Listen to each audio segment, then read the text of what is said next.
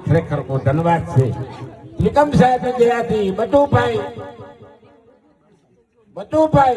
બાબુભાઈ આજ એ પણ એક રૂમના દાતા બને છો. ખરેખર ધન્યવાદ દેવાય ત્રિકમ સાહેબને સુખી રાખે. બટુભાઈ બાબુભાઈ રાઠોડ ના બટુભાઈ બાબુભાઈ રાઠોડ આજે એક રૂમના દાતા બને છે તો એમનો ફોટો લાગશે, એના મા બાપનો એમનો ફોટો લાગશે ત્યાં તકતીમાં.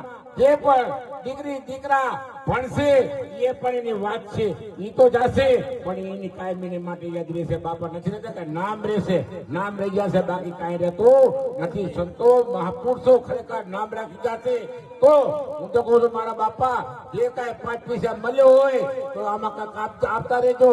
એવા અમારા બટુભાઈ એક રૂમના દાતા બને છે. 5 લાખ ને 51,000 રૂપિયા તારીખથી વધાવી લ્યો અમારા બધા પરિવારને.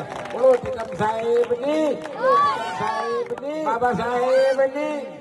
બીજા કોઈને હવે કાંઈ બનવું તો આવજો મારા વાલા. તમારે કોઈ સાધુ સાથે સારો સુમેળ થાય છે ત્યારે સમજવાનું કે આપણા પુણ્યો પાક્યા છે.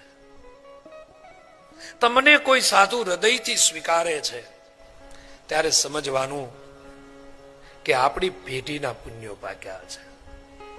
અને કોઈ સાધુ આપણા ઘરે આવીને ભોજન પ્રસાદ લે છે ત્યારે સમજવાનું કે આપણું દુઃખ અને દરિદ્રપણું જવાનું હોય છે ત્યારે કોઈ સાધુ આપણા ઘરે આવીને ભોજન લે છે.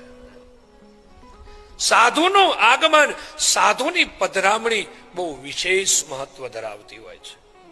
કદાચ કલિયુગમાં માણસને એની કદર નહીં હોય, પણ સાધુ આપણા ઘરે આવે છે અને જાય છે ત્યારે ઘણું બધું મૂકીને જાય છે.